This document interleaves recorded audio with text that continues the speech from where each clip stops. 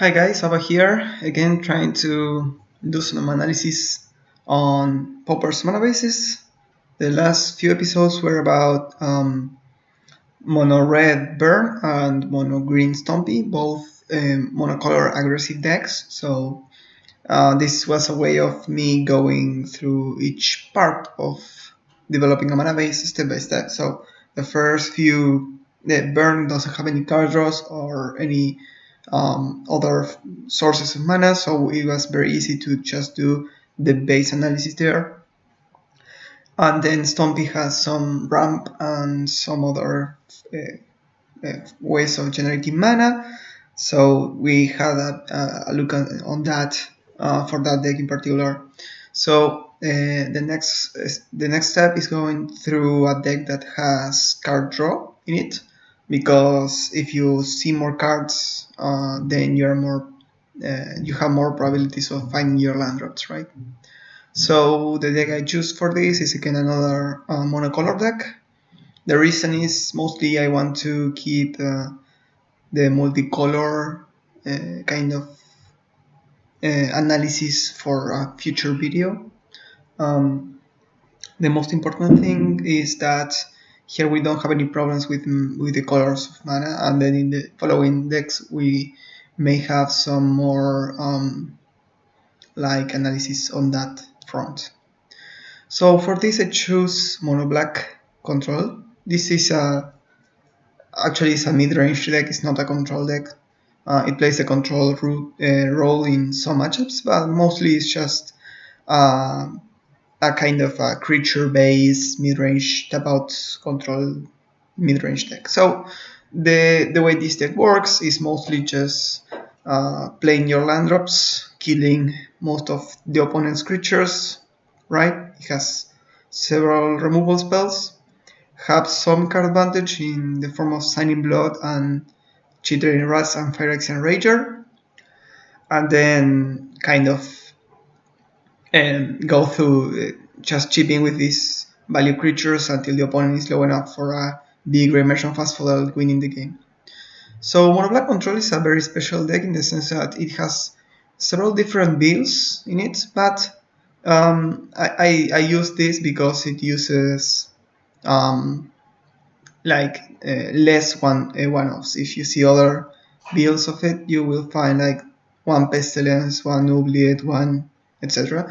And that makes the analysis a bit more difficult. Also, I found this very interesting build, and you may want to look into it. It has, again, some one-offs, and it's a bit different from most decks, like one Snuff Out and a couple of Village Rites. It's a new card, and it doesn't run any... it runs less creatures and so on. But for our purposes, I believe this wasn't the... yeah. This is close to being the norm of mono black control. Is this what you are going to find yourself in leagues mostly? It does, like, sometimes it goes 5-0 in leagues, sometimes it goes like top 32 in challenges, but it's mostly a tier 2, tier 3 kind of deck. So yeah, the game plan, I took some notes for this. So for this video, for one reason is I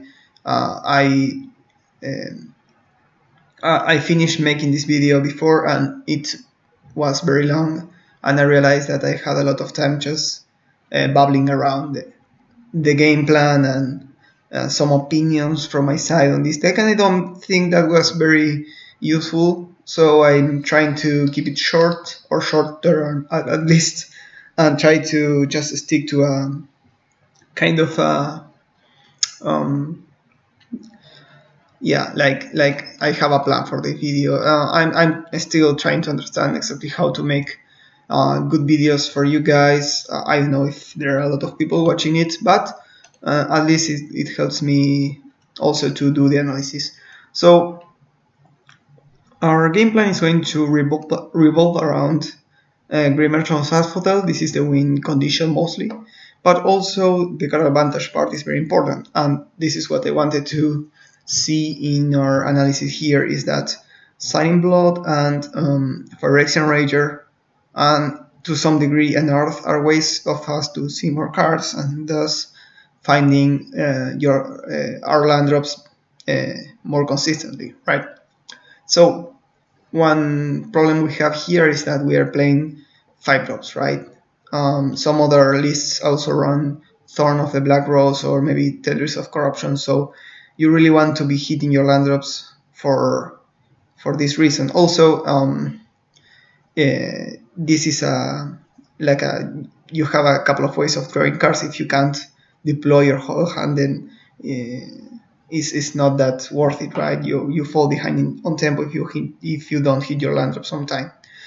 And also to some degree you have Chainer City that costs 7 to flashback, but mostly this is like something to do in the late game. Is not something, maybe when you don't have any more cards in your hand or something like that, so it isn't something that you want to be doing on turn 7, at least not super consistently. It's not something that you're trying to build yourself up to. So with that in mind, we are going to be seeing this mana curve a bit, and what you see is all of our spells are 2 CMC or less. In some builds they are a bit, they can reach like 4 mana, like Tenders of Corruption or Pestilence. So these cards are very cheap, and this interaction is very cheap, and the creatures are a bit more expensive. The curve starts at 2 with Quamash Witches, which is something good to have on turn 2 to stop a bit of aggression. Then you mostly have 3 drops in Chittering Rats and Phyrexian Rager. And if you don't hit your land 3 on time, you mostly are going to be falling behind on tempo. So the most important number for this deck is 3 mana actually. Because if you don't hit like Chittering Rats and Phyrexian Ranger on turn 3, then you are going to be falling behind. Yeah, you can play like a Chainer City or a Removal or a card draw spell, but if you're not affecting the battlefield on turn 3, you're falling behind on tempo, and that's very difficult for this deck to come back from. So yeah. So with that in mind, our game plan is going to revolve around hit around 3rd land drop on time, and this is something we really want to be doing. So that's one of the important kind of landmarks for this deck, is to reach the 3rd mana on time. Yeah. So yeah, that's the curve. Then Grand Dimensional Fast Fall costs 5 mana, and in some matchups you really want to be hitting it as soon as possible. Like for example against Tron, it has a rough matchup, but one of the ways you can like cheese a game out from them is just play a couple of Grand Merchant Fast Fall and just have more pressure than they can handle. Again, this is not something that is going to work all the time, but it's something that you need to have in mind for your game plan against Tron. So okay. So with that in mind, we don't really want to be, or we don't really care about hitting the land 5 on time. This is not something realistic that you can do realistically in this deck, but we are going to do some calculations to see more or less what are the odds of that happening, right? So in this deck we are going to be playing 22 lands. They're mostly swamps, in Swamp and Witch's Cottage for Defile and Tendrils of Corruption in the sideboard. Also all of your lands are black sources for Creep Rats. You have 1 in the main and 2 in the sideboard. So yeah, you aren't really playing a lot of value lands except Bochuka Bog, Barremur and Witch's Cottage, which are ways of us having a bit more value from our lands, but for our purposes these are going to be 22 swamps. It doesn't change for analyzing this. The Barremur helps us with not flooding out, and also since we don't have a lot of 1-drops, only Divest and Rest are actually things that you want to be playing like turn 1 on the play. So you really can play a turn 1 tabland, you don't really mind. It's not going to be affecting your tempo. So yeah, it also has a lot of untapped land, so it is going to have like most of the time able to pay 3 mana on turn 3. So with that in mind, we are going to be starting our analysis. So yeah, so for our curve, we want to be hitting our, what are the odds of we keeping our, of us having 2 lands on turn 2. We are not going to be keeping a 1-lander in this deck. We don't have any way of drawing cards with only 1 mana, so it doesn't make a lot of sense. Maybe in some weird situations you can like keep a 1-lander if you have like a lot of interaction in the form Divest or Defile or Duress, but I don't really think that's something that it's going to be happening all the time. So for our curve purposes, we need to be keeping at least a 2-lander, right?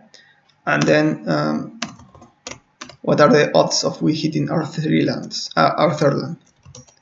These are the most important things, right? So a 2-lander is going to be, in our hypergeometry calculator, is going to be 60 cards. We have 22 lands and we have seen 7 cards because this is our opener hand. We are not going to be keeping a 1-lander ever. So what are the odds of this happening? These are going to be, maybe I need to restart.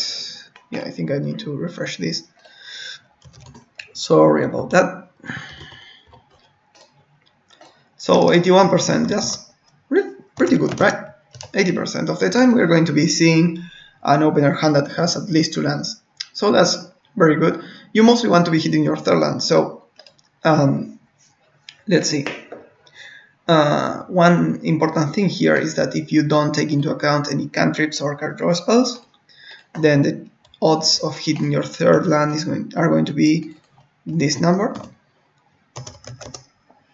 I'm going to no cantrips, card draw,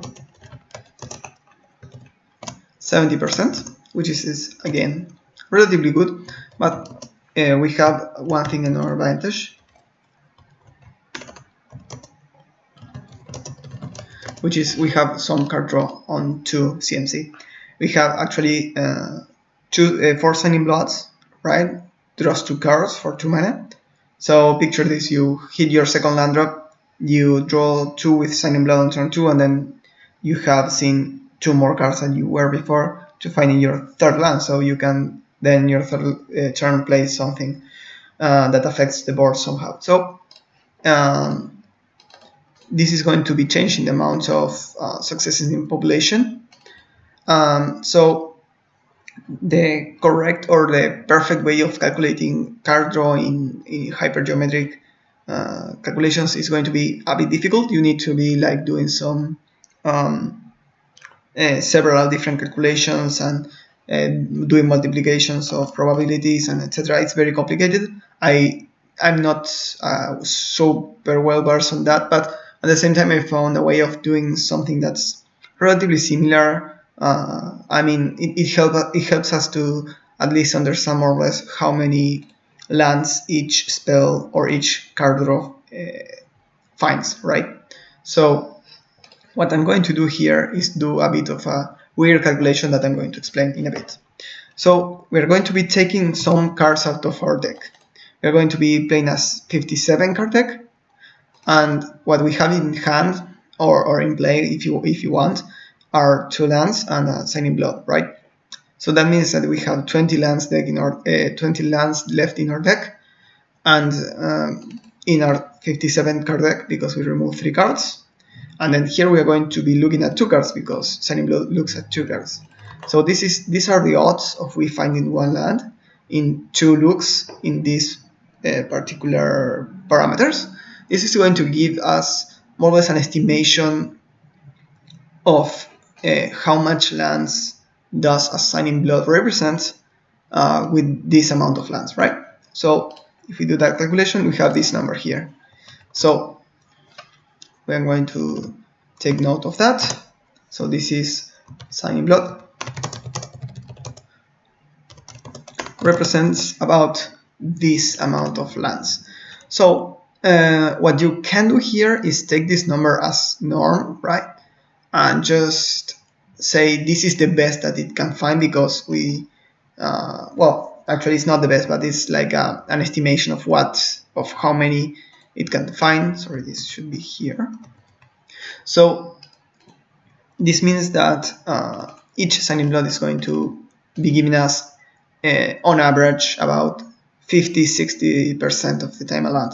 So that's a pretty big number. So what we can do here is take a look at how many signing blocks we have, and we have 4. And this means that in our deck we are going to have 4 times this, extra lands on our deck, right? So if you do this calculation here, it gives us this estimation. So this means that actually for starting turn 3, we're going to have about 2.3 more lands on our deck.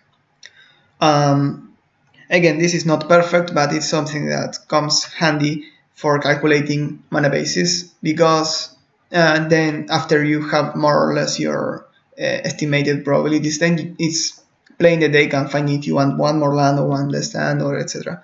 But or maybe more card draw or different card draw.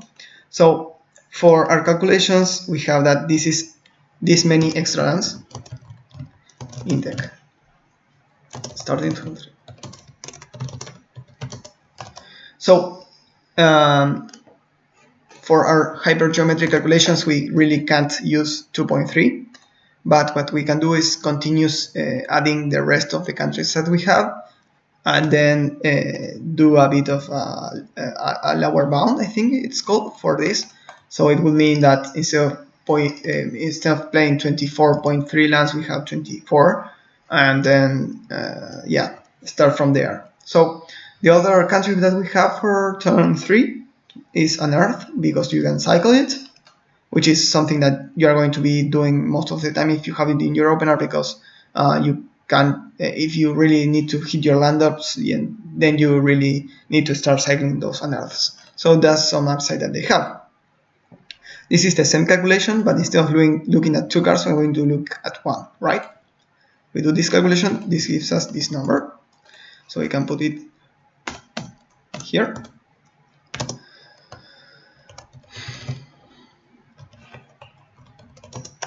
I'm going to put 2 CMC cycling because there are some other cards that do that.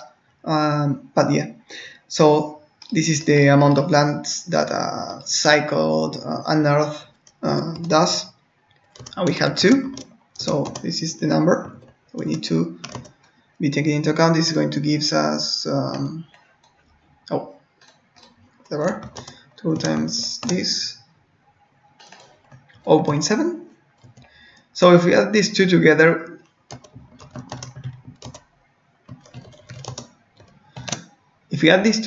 for turn 3, yeah, turn 3, it's going to be this number, this number, plus this number, which gives us an approximately 3, right? We can do the calculation if you want, but it's going to be more or less 3. Again, this is an estimation, so it doesn't really matter if it's 3.03 or 2.9. It's going to be approximately 3. So for our purposes, we are going to be having 25 lands for turn 3 purposes. So taking that into account, we can do the following calculation. 60 cards in deck, 25 lands. We're going to be looking at 9 cards, and the probability of hitting our third land drop are going to be this number. And that means that we have about more or less the same number, about 81% of the time we're going to be hitting our third land. If you want to be a bit more correct, you're going to be having at least 8 cards in your hand, because one of them is going to be a 3 drop or something, but I believe this is more or less, again, this is just an estimation for us to have a kind of a good idea. And what I want to say is that I think I haven't yet said in previous episodes is what are the correct numbers for this, right? If you see an 80%, is that good? Is that bad? So what I want to say is that most of the time you're going to be doing all this calculation and seeing your curve and seeing your plan and saying, okay, this is my primary plan. If I don't have this happen, then my deck isn't working properly. So I believe that for mono black control, hitting your third land drop is going to be very important for your deck to be working properly, right? So if that's the case, if that's part of your primary game plan, then you want at least between 75 and 80% of the time hitting your land drops for that plan to happen, right? So I believe that the game plan for mono black control is going to be have 3 lands, turn 3. This sounds like something that's maybe stupid for this deck, but this deck is actually just a pile of nonsense. Like it has a ton of removal and interaction and creatures and etc. But most of the things can be played for 3 or less mana. So if you have 3 mana, then you're going to be able to more or less play the game and put forward your deck. If you are playing like I don't know, a more pestilence based deck, you play like 4 pestilences or something, that's not going to be the case. You're going to be needing like 4 lands to be playing your pestilence on turn 4, or you're not going to be happy with that. So let's continue. Let's see how what are the chances of we hitting our 5 land drops for Grey Merchant Fastfodel. So one important thing here is that we have Phyrexian Rager that draws a card when it enters the battlefield, so it's going to be another cantrip. And we don't have any other cantrips, so we are going to be taking that in calculation. So it's very similar to what we did before. And these are going to be the amount of lands that one Phyrexian Rager counts.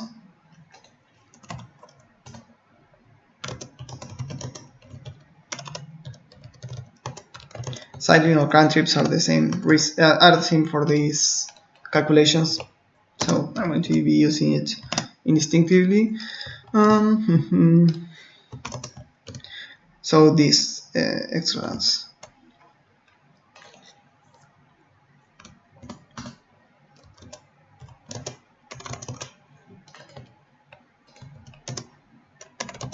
Okay.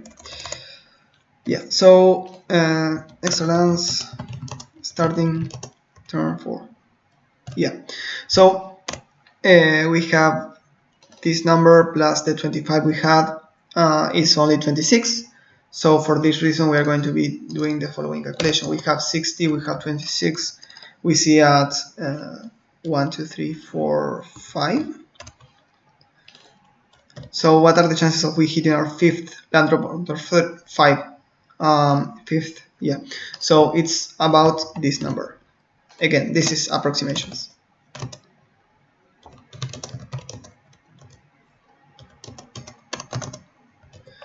Okay, so this number is pretty low. So if your game plan with mono black control is actually hitting your 5th land drop, or you're not working properly, this is not going to be enough. This is a very low number, and I'm even taking into account signing bloods, etc. So yeah. Also, another thing I forgot to mention is that maybe your Phyrexian Rager draws a card draw spell, so maybe we can take that into account, but the numbers aren't going to change a lot. So let's assume that we have 25 more lands, right, instead of 22 for the rest of the game, because we have Signing Blood and other cantrips. So we are going to have actually, instead of 19 other lands, we are going to be having 22. 5 minus 3, yeah, 22. And we cycle this card. This is going to be about 0.4. So if we do that, if we do that calculation, it's going to be more or less the same number. So it's not really changing our math here.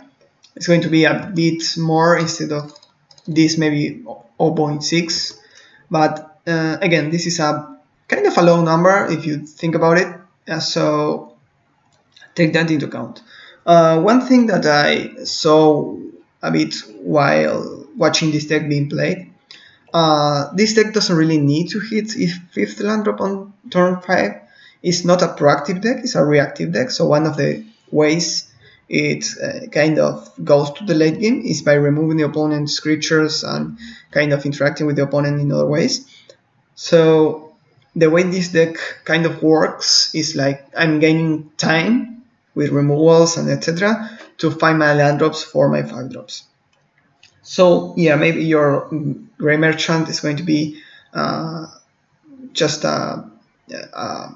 nothing, is doing nothing in your hand because you can cast it until turn 7, but when you can cast it, maybe it's good enough for you. So yeah, if you are like in a meta that you really need to be playing this on turn 5 or something, I would go with more lands or more cantrips or better cantrips also. Yeah, so that's mostly all of the analysis I wanted to do with taking into account the cantrips. So one important thing of this deck is going to be how we keep and how we move. So let's see, we want always at least 2 lands on our hand, otherwise we aren't able to cantrip or anything. So if we have 1 land, then it's a mulligan. We can do this here pretty quick. 22 lands, 7 only 1, and then we watch this number. This gives us the number of x equals 1. So this is the amount of hands that you are going to be seeing only 1 land, right? So this is a kind of a high number if you think about it, only 50%. Sorry, 15%. So it's kind of a lot. You're going to be mulligan 1 in 10, 1 in 9 hands to not having enough lands. So that's something you need to take into account. Then you are going to have 2 lands and Sign in Blood. Sign in Blood, yeah. This is going to be, let's see. This is going to be the calculation we have here. And one of the other cards in your deck needs to be a 4-off. Oh, I forgot to save the number. Let's watch it. Yeah. So this is the probability of we having exactly Sign in Blood and 2 lands. At least 2 lands, I mean.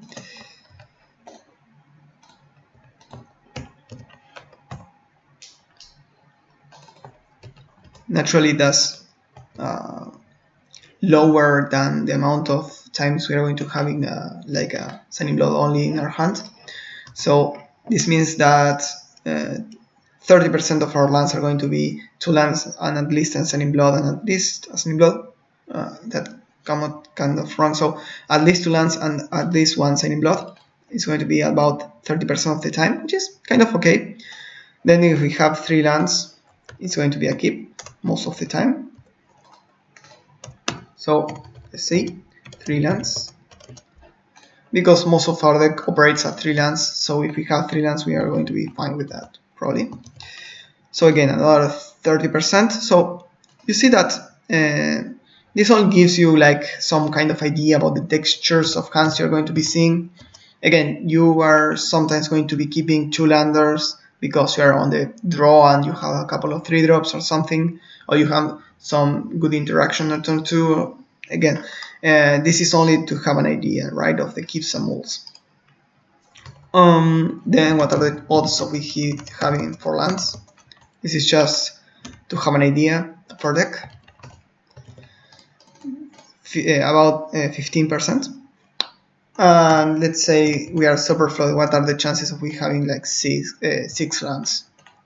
It's pretty low, right? It doesn't really matter. 7 is going to be almost non-existent, and 5 lands are going to be, again, almost 4% of the time. So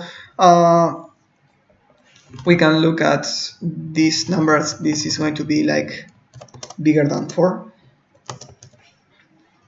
So this number is going to be almost negligible, and this number is also going to be this is more important. So you can, let's say that if we have 5 lands with mulligan, then you can add these 2 up and it's going to give you about 20% of the time you're going to be mulliganing. That's kind of okay, I believe. So That more or less runs up this analysis. So again, this is only just an approximation, but we are going to be having like percentages of mulliganing are going to be 20% approx. Because if we have too many lands, we are going to mulligan. If we don't have enough lands, we are going to mulligan. And these hands are these three kind of hands are going to be fine for us if we add them. I don't think adding them works here. One second. Yeah, adding them works here because these are exclusive between each other. So you're going to have like 30, 30, and 15. So that 60 plus 15 is 75. So 75% of the time you're going to be having kind of an okay hand most of the time. So yeah, again, this is not a combo deck. You are not trying to find exactly some combination of cards that you try to find. This is a value deck that tries to not mulligan or not flood often enough, right? To have a good enough kind of chances of not mulliganing. So I believe that 20% of the time you're not going to be mulligan, which is fine. Also, if you don't mulligan and you keep like a 2-lander with a Signing Blood, you're kind of okay. We already saw that each Signing Blood is going to be representing about 60% of a land, and also just drawing a card when you have 2 lands in your deck are going to be more or less this number. So even if you keep this hand here, the odds are in your favor to find your third land drop. So that's probably good enough for you. Again, I think we went through everything. As I said, there are several different builds. Here you see Pestilence and Thorn, which are very good, very impactful cards, but also this guy in particular plays one more land. What else? Here this guy also plays one less cantrip, and Okivas in the sideboard, but Okivas cost 4 actually, so that's fine. Here it's pretty similar to the one before. It has even less cantrips than before and one less land, so it's a bit greedier. So again, you can like kind of see the differences between one build and the other. I try to understand exactly what they are trying to do. Here, this build in particular, it tripped me out because I don't understand this like at all. Why does it play Library of Length? I have no idea. But this deck in particular also plays Village Rites, which means that you need to, in order to play this card, even though it costs 1 mana, you need to have at least 3 before because all your creatures cost at least 3 mana. So that's kind of interesting. I found it really interesting in a deck that doesn't have tokens or anything to play this kind of card. Maybe if you play this card, play another token maker or early creature. I don't know. It alone looks a bit weird. It doesn't help you with your land drops. Unearth and Signing Blood do though, so maybe take that into account. Yeah, maybe you can see other builds and find other interesting kind of differences between one another, but most of the decks go to the curve with a like of similar to a limited deck curve, right? You have a couple of 2-drops, several 3-drops, a couple of 4-drops, and a couple of 5-drops. So yeah, that's kind of what this deck it's trying to do. Another interesting thing I saw one time that Raptor did was play some bounce lands in these decks in mono black. Even though bounce land doesn't fix for double black, you can easily change some Signing Blood for Nameless Whisper, which are a colorless and a black for only you draw 2 cards and lose 2 life, of course. And maybe change this Combat Witches for another 2-drop or something like that, and then you have like way more odds of you hitting your 3rd land drop because each bounce land helps you with hitting your 3rd land drop. So yeah, that it has a lot of value in this deck, that you really have that like a lot of 3 drops and 5 drops. So each bounce that you draw is basically 2 lands that you're drawing. So it's very important for this deck, I think. So if I would play this deck, I would try to squeeze in a couple of bounce lands for that sweet value. So at least that's what I that's what I would do. I don't really. I think this deck is pretty interesting. Is being in the format for very long. It has a bit of some payoffs, like Grey Merchant. It doesn't really require you to play monocolor, but if you play all creatures that generate black pips, then it's going to be good. The File and Tendrils are the only really cards that make you play one color, right? These are your payoffs for being mono black, and I believe they are not good enough as a payoff. Like, there are so many things that you could be doing in Pauper that the File is okay. Like, you could be playing red black and play Scred, right? And if your mana base allows that, then you don't need the File because you have Scred that does more or less the same thing. But yeah, that's at least my idea of this deck is that you could be playing other colors and it could be better, but I really hadn't iterated on that idea much. So this is just me theory crafting for this deck. So that's only my opinion also. If you think this deck is better, than if there is another, sorry, let me rephrase. If there is another good reason to be playing monocolor, please let me know. I would really be interested in knowing that. Well, I guess you also have Creep Rats and Pestilence in some builds that really require you to play a lot of black mana too. But yeah, I'm really interested in knowing that. I think that one of the reasons to play monocolor in Pauper list is that the cost you pay for playing several colors is more tap lands, right?